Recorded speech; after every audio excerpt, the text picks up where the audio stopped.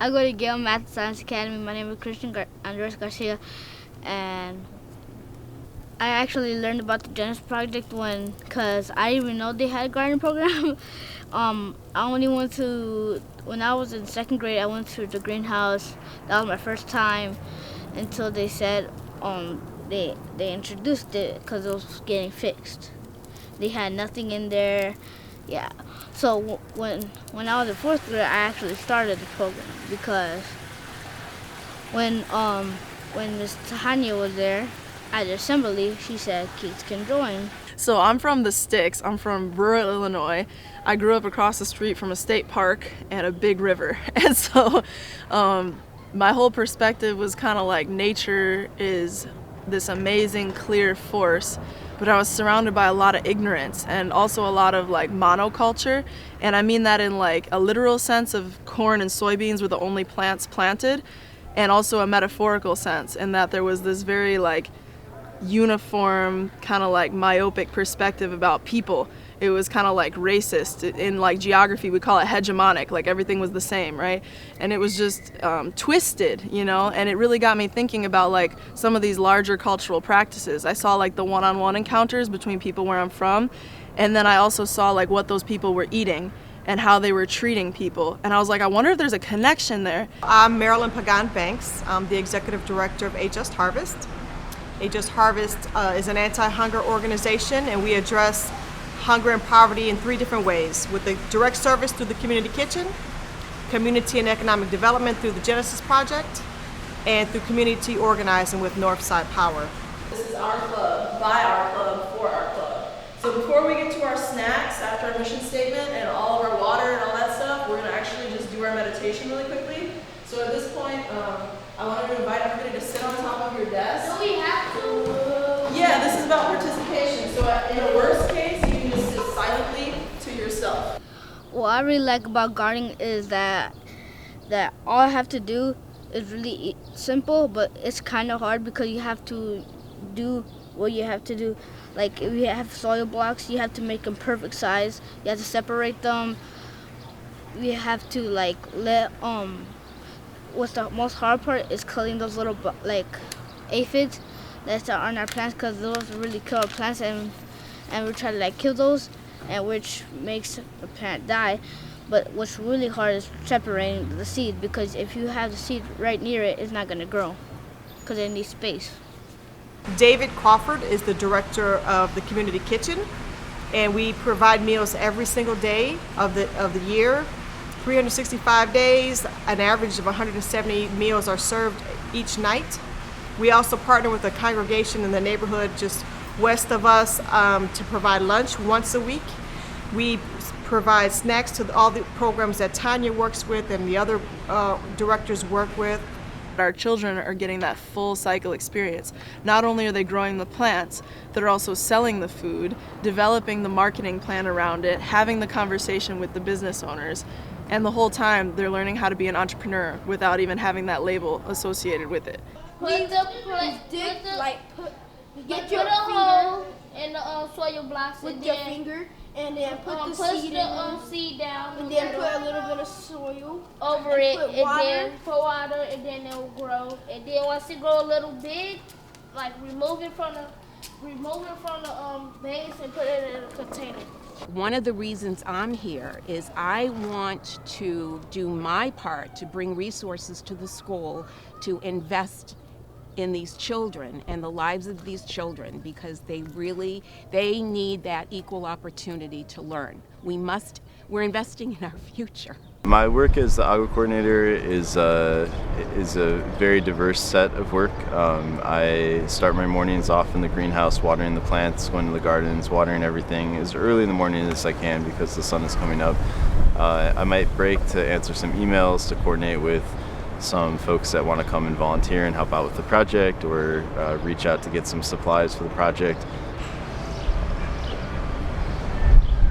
So Anthony and I connected at a community garden on Howard Street, and he like looped me in. I remember one night we met at a local cafe. He's like, I got something I want to talk to you about. I was like, okay, what is it? And he's like, we gotta meet. I'm like, okay. So we go to this cafe and we sit down, and he says, I want to start a garden program for kids at Gale, and I want you to be the person who helps me do it. And then I said, like, I slammed my hand on the table, I was like, I'm in. And he's like, I knew you would be. And then that's kind of how I got like looped into this project. One of my favorite stories about Anthony is every time that I saw him, he would tell me that he was germinating, as a gardener. And in gardening, that means that your seed is preparing to sprout but has not yet sprouted. And after hearing him say it for a couple of years, I finally said to Anthony, you need to sprout. It's time to sprout. And I think that he really did sprout in the last years of his life. Yeah, Anthony, I just liked the way how he conversated with people. Then how he conversated with people. He talked very well. He was a smart, educated man. He always told me to stay out of trouble, do the right things. He was like a father figure to me. He always kept me around him and stuff. He actually took me to this a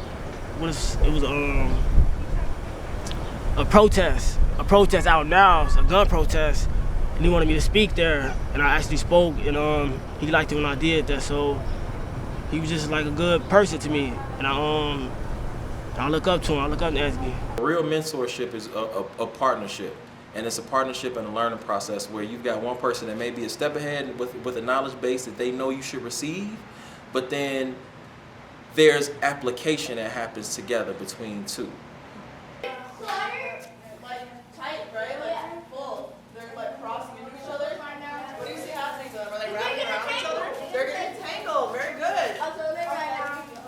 The first thing that comes to mind when I think of the Genesis Project is building community awareness around sustainability. Like thinking about how we can reshape people to think about being producers and not just consumers. And that's something that I'm super passionate about. That's why it just feels like a really solid marriage for the partnership that we have with the Genesis Project here at the school. A lot of our kids are from low-income families. They are from so-called minority populations. A lot of them are people of color, and they're fighting a lot in our culture. And so like to make sure that we're there consistently as people who are like reaffirming them as sources of knowledge, sources of leadership, I think that's the most vital thing a program or a school or a community partner could possibly do, is making sure that the kids see themselves as that. And so over this time in this participatory budgeting initiative, also in this learning grant we just applied for with the kitchen community and they're now allocating around $75,000 to get part of our garden transformed, right? In that whole process, we've been very intentional in the Genesis Project about making sure that the kids are the people who are telling us what they want in their community and their garden. So they're involved in this whole process. Not only are they out there campaigning for it, letting people know you need to vote for our garden, we're awesome, we deserve this, you'll get to be in the garden too. They're also involved in that whole process from the start to the finish, and that's where we're trying to go, is to achieve our whole transformation. It's a community action. Well, we really need the money, so the people who vote are actually helpful for us, so we can raise $1 million. And if we raise that much money, we could have a new garden not for us, not for you, for the whole community. So we're making this kind of urban green space a classroom for them, so that they can see get some outside exposure to some things that could spark something. Like when I hear kids using like terms, all type of vocabulary and having conversations about ecology and botany and those kinds of things, that's something that could take a kid from this little square piece of our city to somewhere overseas in Vietnam, And I mean, it's just, it's a huge learning opportunity, so I'm all about that.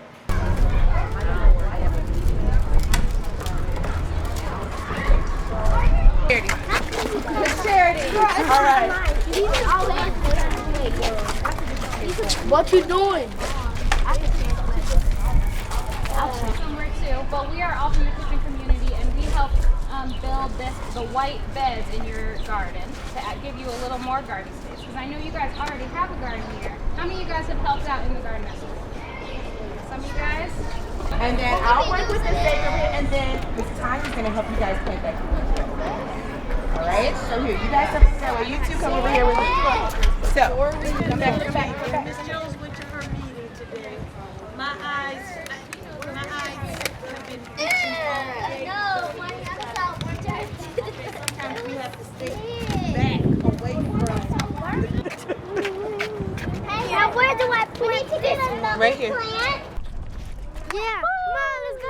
gonna be famous. Tell the teacher. I think the kids have started to see me and a couple other adults in their everyday school life and community life as allies and as resources for dealing with their problems. So if a kid is hungry, you know, they ask me for food and then I get them hooked up with the kitchen. You know, if a kid is having trouble with another kid, sometimes they'll come and speak with me. Other times I'll witness it and I'll kind of intervene, and then that kid will use me as a resource to kind of deal with the problem and develop next steps. Stop it. Red philodendron. That's right. And this is it's a green philodendron, but this is a red philodendron. And you know you're not supposed to be doing that because it's not good for you. Yeah, there you go. Through your nose, and on this exhale, release any tension, any problem. And one more deep breath.